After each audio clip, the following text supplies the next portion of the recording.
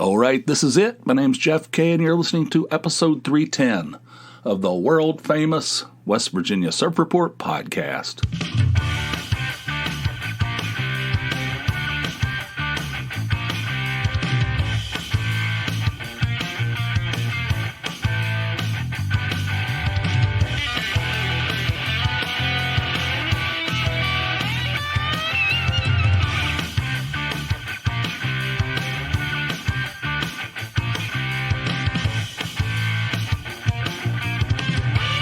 Good boy, my ass. Late last week, I got in my car and it made some kind of weird noise that I'd never heard before, some kind of new notification noise. And I was like, what is that? And I looked at the dash and it had like some kind of, it had something, like a new light on there that I'd never seen before either. And I don't like those rogue lights on my dash. I can't stand that. If there's something up there, if it says like, one of those tire pressure things or any of that stuff. Any of that needs maintenance, which means generally you need an oil change or something. I can't stand that. That has to be turned off immediately. That's not something that just, some people drive around with those things for years with their entire dashboard lit up. I can't. That makes me, I can't handle it. So I'm like, great, here we go. This thing's going to be, I don't know. So I assume it said key battery. It just said key battery.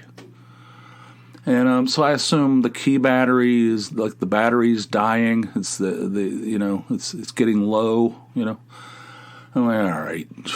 So I asked Tony, I said, this is the battery that needs to be, I need to replace in there. Well, next time you're at the grocery store, can you pick up one for me, please? She said, put it on the list. There's a list hanging on the refrigerator. She goes, put it on the list. I'll get it. So she brought one. She brought a 2-pack home. So I watched a YouTube video on how to change this stupid thing because the thing's complicated. You got to pull out the valet key. You got to stick it in there and twist it, crack open the thing. And then you just take the old battery out, pop the new battery in, put it all back together. It looks so easy, right? I thought, shit, I could do that. The whole video was like a minute and 15 seconds or something. I'm like, all right, that seems pretty easy. So I do it. I crack the thing open, just like like you're cracking open, who knows, like some kind of seafood, something off the ocean floor. Crack that baby open. And I'm trying to pull the stupid battery out of there. The guy on the video, he had that thing. He just popped it right out. I couldn't get the thing to come out at all. I mean, it was like in there. So I got like a knife, like a butter knife, and I pried it up, and the thing just fell apart. It fell apart, and all these buttons and everything, or as they say in the video that I watched, buttons. There's no T's in the middle of it. All these buttons fell all over the table. I'm like, what in the living, breathing, toe tapping, finger cracking, knuckle cracking shit's going on here? And Tony's like, oh my God, why is everything got to be a giant ordeal? I said, I'd like to know the answer to that as well. So I couldn't get to things. So the thing's all messed up. So I found another video of some guy on there. He works at some kind of I don't know. He works at a Honda dealership somewhere in the maintenance department. And he goes, what happens with these key fobs for these Honda? I guess they're universal. They're across all Hondas. They all use the same key fob. He goes, what happens is it's hard to get that battery out of there, and people pull on it, and the whole thing falls apart, and the buttons fall all over the... I'm like, so this is just a known thing? How about fixing that? That's one of those deals where it's well, this happens over and over and over again, but that's just the way it is. How about the next year when you make the next model? How about fixing that shit? That's an idea. It's a fresh, new idea. All right. So I put the thing back together. I watched this video of this guy at this Honda dealership, and I don't know where he was from, Nebraska or something. I don't know where he's from. he said, this is it. This is a longer video. It was like 4 minutes or something. I can't remember, but it was longer. He says, don't panic. It's no big deal. Just put the buttons back in there. And you put this brace across there. And you put this rubber gasket in there. And just put it all back together and crack it together. And it'll work, So I did that. I did exactly what the guy said. It looked exactly the way, on my dining room table as it did in his video. I put it back together, nothing will work. It just won't work. I put a new battery in there, it won't do. It's deader than Kelsey's nuts. It won't do shit. So I took it all apart again, started over, followed his directions. This guy, this maintenance guy in Montana or whatever the hell, and I did exactly what he told me to do, and I followed his directions. I kept hitting pause. I would do it. Did it exactly the way he did it. Will not work. The thing may as well, be a piece of bark that I found out in the yard. I mean, you may as well just have a piece of like roofing in your hand, pushing that instead of nothing happens. Deader. So now I got that issue. I don't know what the hell's going on. Everything's like ridiculous. I can't even change a frickin' battery in a key fob. Another thing, this morning I get up, I felt like I got a pretty good sleep. I'm obsessed with this Fitbit, my sleep scores and my sleep analysis. It's a daily obsession. You have to get up and give it like an hour to gather the data, So I got up and drank some coffee, read some baseball news, and checked things out on the old internet. And I went to it, and the thing says, we don't have your data yet. I'm like, what the? So I resynced the thing. It says, we cannot sync your Fitbit because it's not connected or something. I'm like, God. So now what is this? Why? It works every day. I just wear it, and it works. And now all of a sudden, it won't work. I don't know. I don't have time to look into it. So the thing's all messed up. I don't know what the hell's going on. But everything's an annoyance with this kind of stuff. And annoyances with technology are the worst annoyances, I find. I don't know why. But it drives me nuts. I mean, with technology, you expect it to just work. That's what it's built for. It's supposed to make life simpler. It's supposed to be a value-added service to your life. And if it's supposed to just work seamlessly.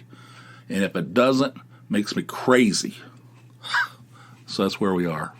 On a more positive note, I bought tickets for a Reds-Phillies game on Easter Sunday. It's in Philadelphia.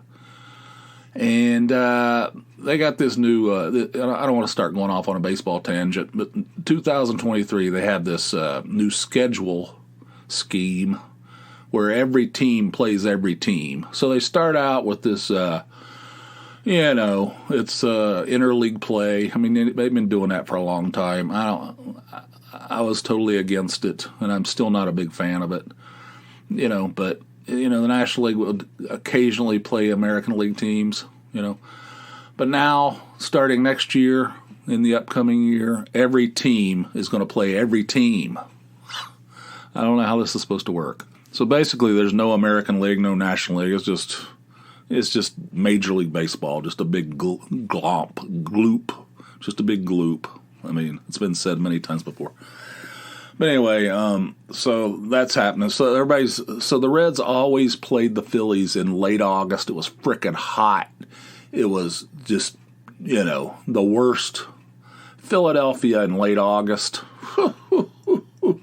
It's hell on earth, So, I mean, multiple times I was like, I'm not going down there. Screw that. So it ends up being year after year I don't go. And now I've never even been to that stadium in Philly, which seems ridiculous because I'm a huge baseball fan and it's not that far from me. And I don't go because I don't want to deal with humidity and hot. And I can't get Steve to go with me because he hems and haws, even this. I said I'm going to buy 2 tickets for this series if I can get them, because it's the home opening series. They play Friday, Saturday, Sunday. Sunday's Easter. And, they went to the World Series last year, the Phillies. So there's probably going to be some excitement for that team. Might be difficult to get tickets, I thought. I said, I'm going to buy 2 tickets. Can you go? Could you possibly tell me now? Well, I can't tell you now. Okay. Well, I told Tony, I said, Steve's going to go, but if he can't go, you want to go? She'd rather Steve go. I'm not, listen, I know that sounds a little harsh, but she would rather Steve go than she go. I'm not playing favorites here or anything like that. This is what she would want. And she goes, yeah, I'll go. So I said, all right, so I'm safe. So I'm going to buy, or I could even take one of my kids. But, they get down there like, it's 4th inning. They're like, is this almost over? They're not, they have no interest, They have no interest at all, which I don't know. But anyway, so I bought the ticket. I went online. The single game tickets went on sale on the 26th or something like that of January.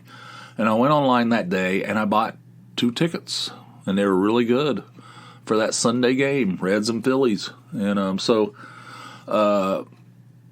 I bought a $25 parking pass, which I think you get back with they have a casino attached to that stadium. I think they just give you a $25 voucher for slot play. Hoping you'll go in there and just like you start out with the $25 parking, and then of course you spend your rent money and your mortgage money or whatever, because you can't stop. But anyway, that's the whole business model on that deal. But anyway, so I bought those tickets, and it's pretty cool. Generally they play, like I say, they play in Philly late August.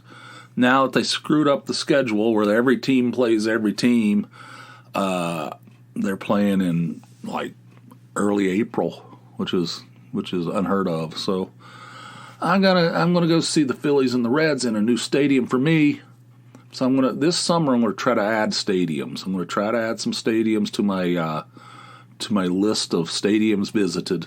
We're gonna go to Pittsburgh as well. At least that's the plan. See the Reds and Pirates, and the Orioles. The Reds are playing in Baltimore. I'm going to go to that. I'm going to go to one of those games. So that right there will be 3 stadiums that I've never visited, because all the stadiums I've been to are gone. I've been to quite a few, but they're from a different era. They're all knocked down. They're all just a distant memory, just a photograph, some fading photograph. Those are the stadiums I've been to, So anyway, I'm going to start adding. That's going to be every summer. I'm going to try to add. Plus, Tony started a new job.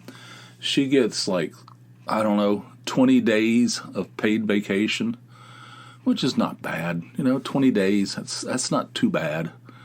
However, I get something like close to 40. I've been there 15 years.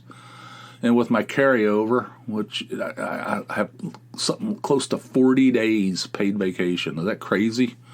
I love it. So I have almost double what she has. So I'm going to have to be doing stuff on my own. I'm just going to be taking time off. I'm going to try to knock out some baseball stadiums. That's one of my things. So, wish me luck. I do have the tickets anyway.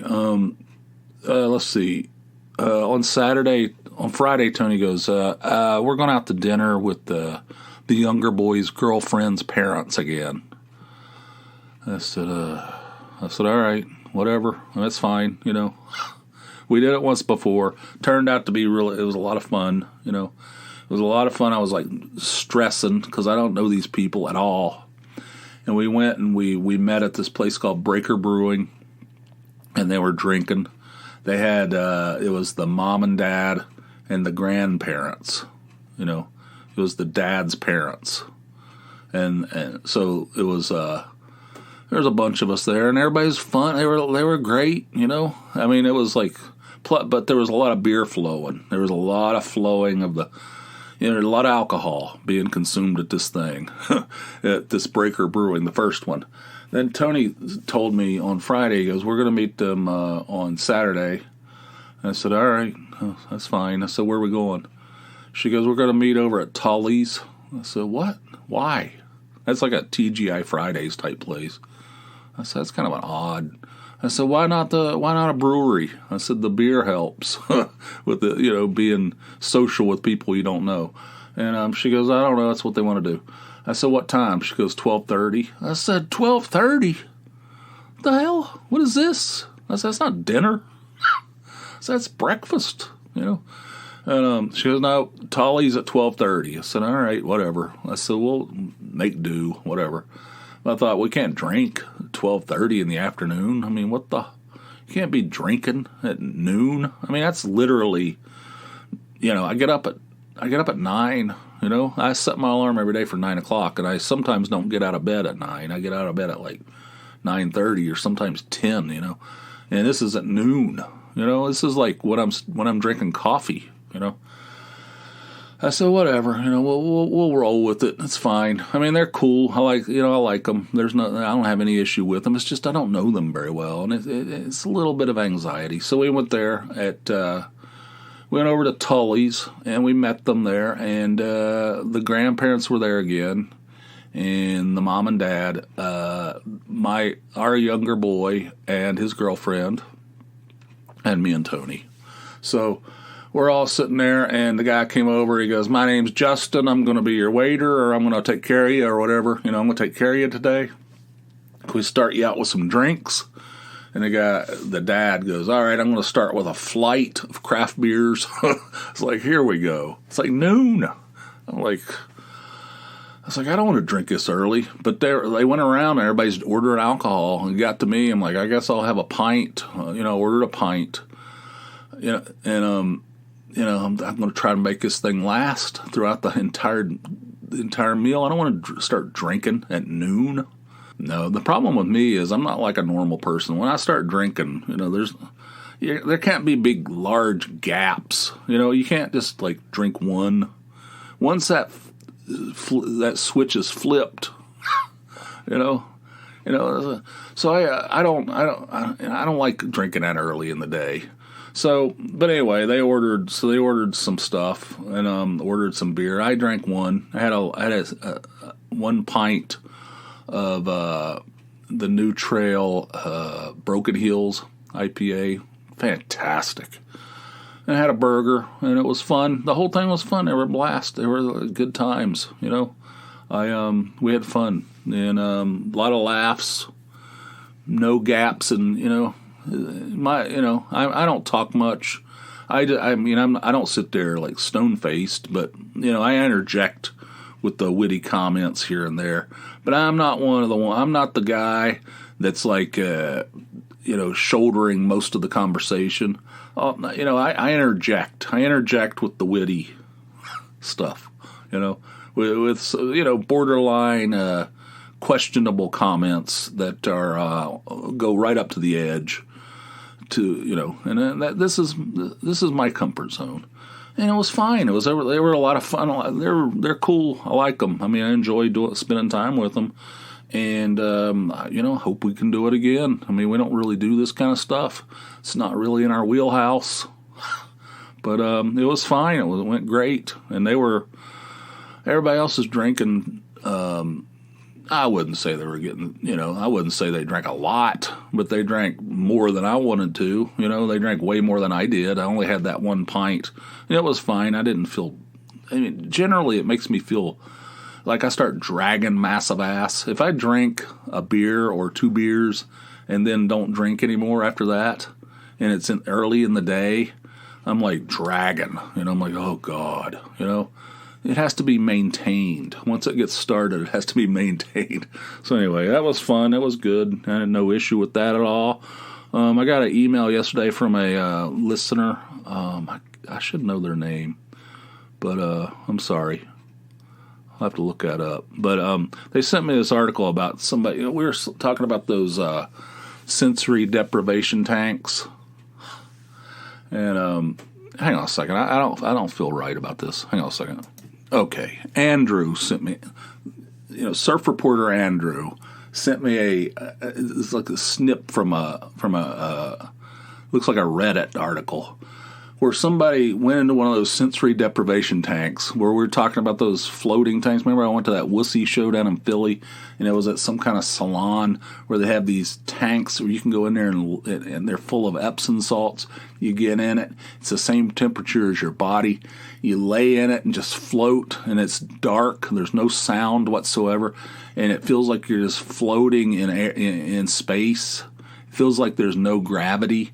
And it just like reboots your brain. I guess it's good for your mental health and all kinds of other things, like it recalibrates your entire skeleton. Remember that thing I was telling you?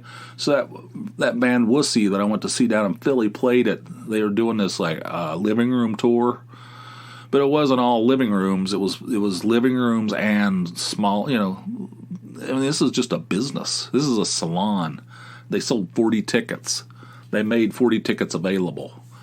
And anyway, so we're talking about that. So he sent me this little, Reddit article about somebody that went into one of those things and shit the thing up, had diarrhea, like they were in the thing, and I guess they fell asleep. They fell asleep in the thing, and woke up to a powerful stench.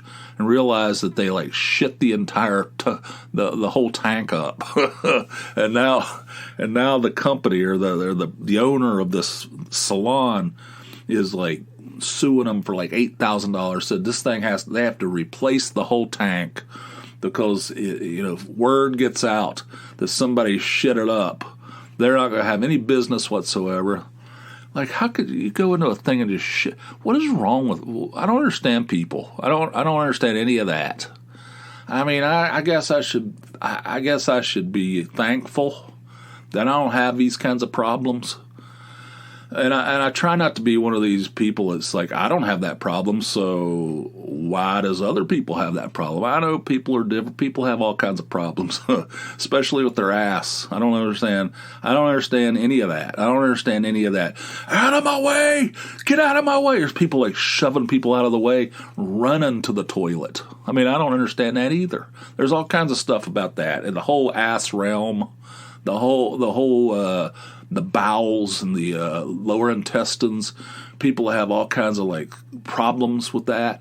And they have like emergencies and they're like, all this stuff. I don't understand. I don't understand how you could be in a sleep. Just because you fall asleep, you just shit everywhere. I don't know. What is going on?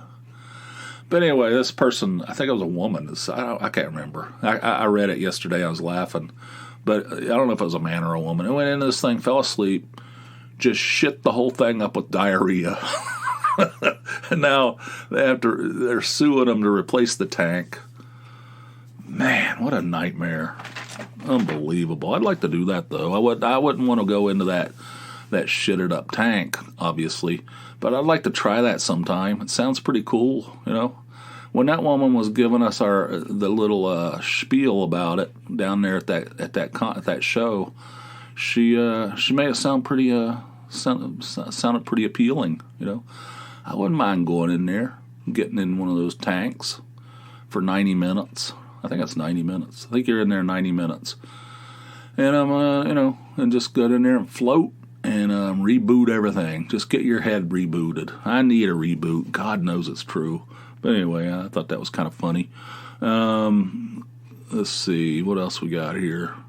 Oh, it's been cold. Man, I think Friday was the coldest day that I've ever experienced in my life. And I'm not being hyperbolic. I'm not being dramatic. I feel like Friday was the coldest temperature that I have ever encountered in my life. I walked out of the house to go to my car to go to work, and I was like, oh my God. Like, this is something new. This is a new level. We have reached it was so unbelievably cold.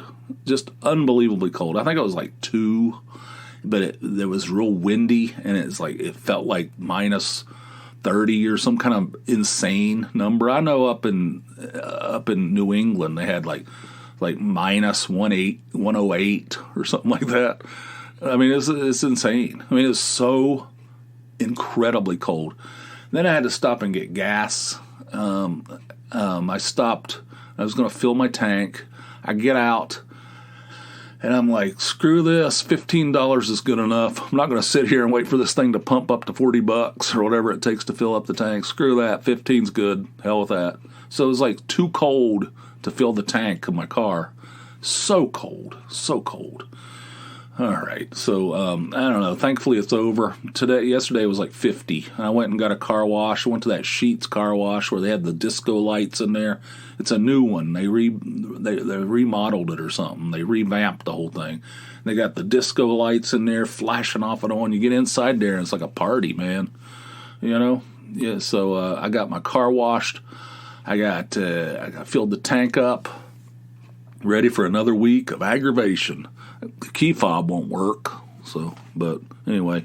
All right, I do have one call. Before we do that, we got this. Jeff K's Whistle Dick of the Week. Yeah. You know what aggravates me? I know you might find this hard to believe, but there's something that aggravates me.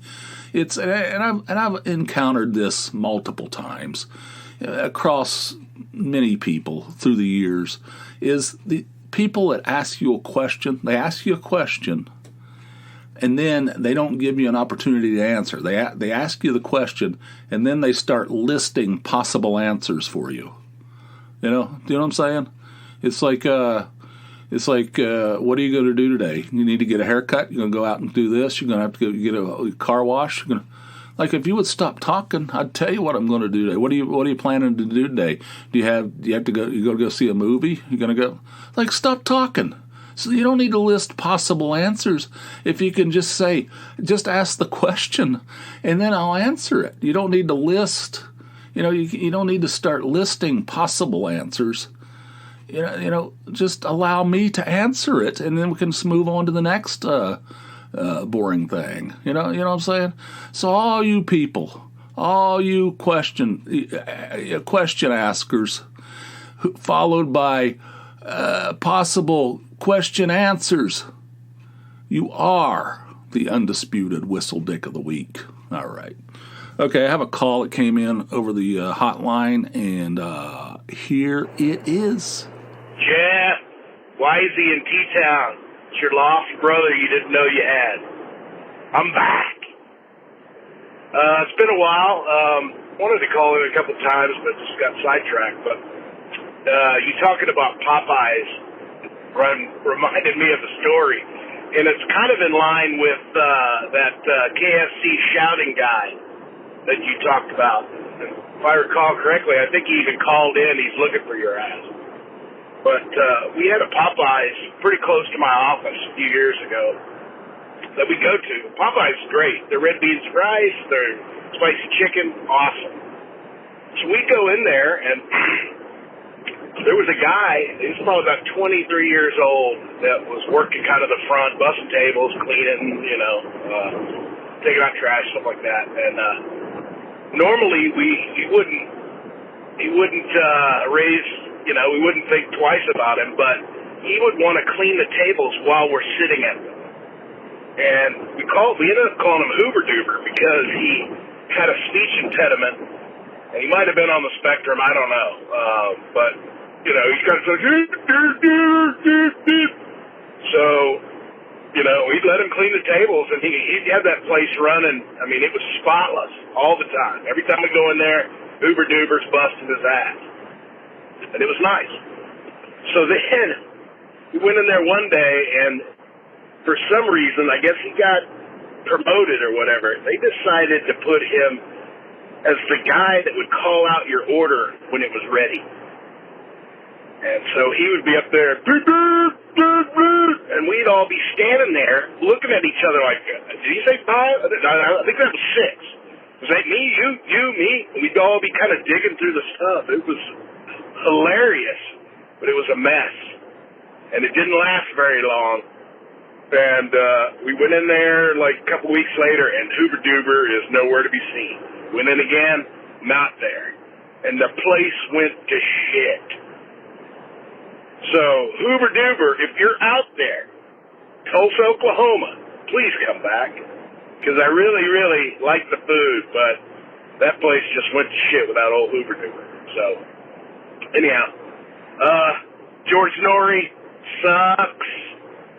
Art Bell was awesome. And you're right, Art Bell would kind of buy into it a little bit, but you knew that he was skeptical. George Norrie acts like he fucking believe in everything.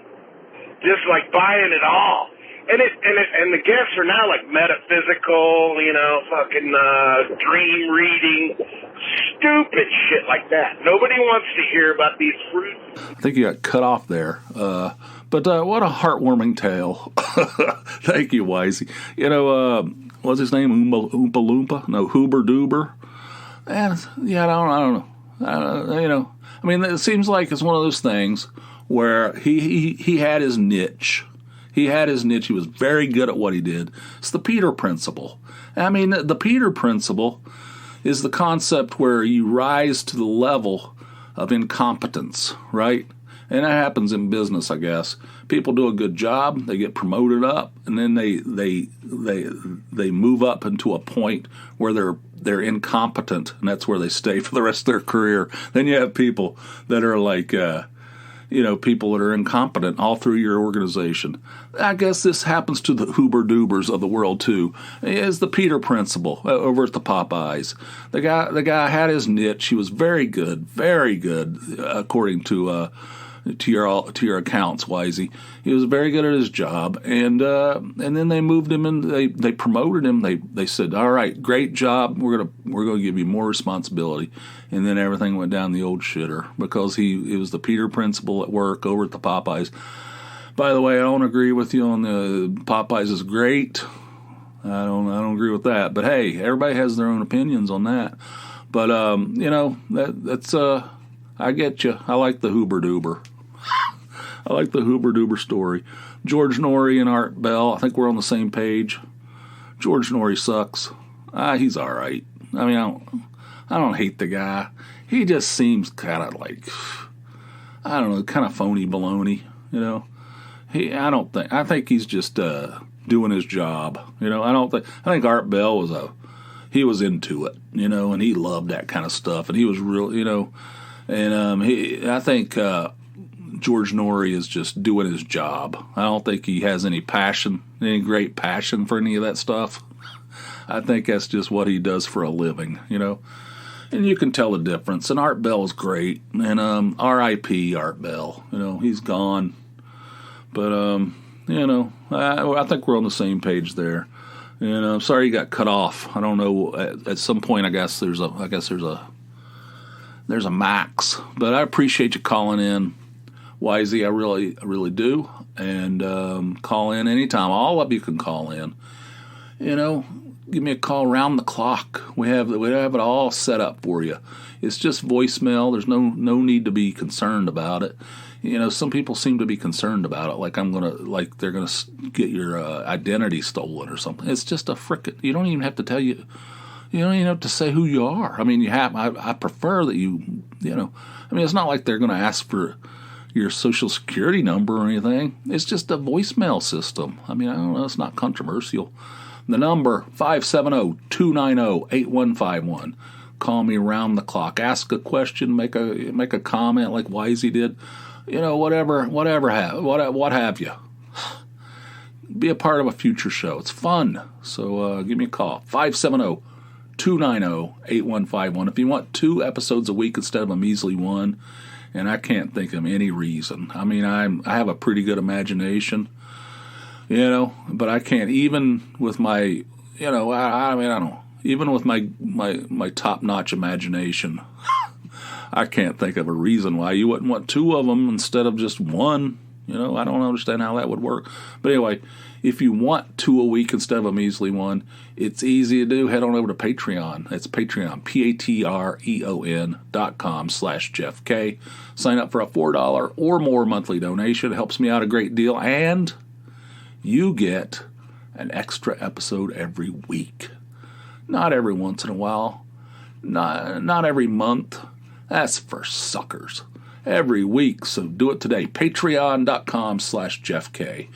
The website, the website for the podcast is surfreportpod.com. Check that out too. There's sometimes, often, there's extra stuff in there. There's support materials. So if there's something mentioned here in the podcast that you want to further investigate, I often have links to it, photographs, that kind of stuff. So head on over to surfreportpod.com. And I think that's enough. I think we're done.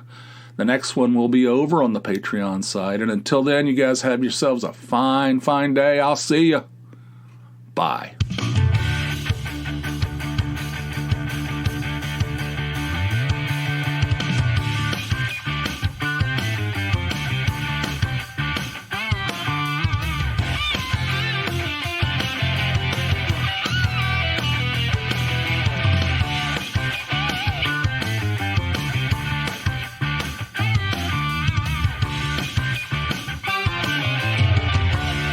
People have all kinds of problems, especially with their ass.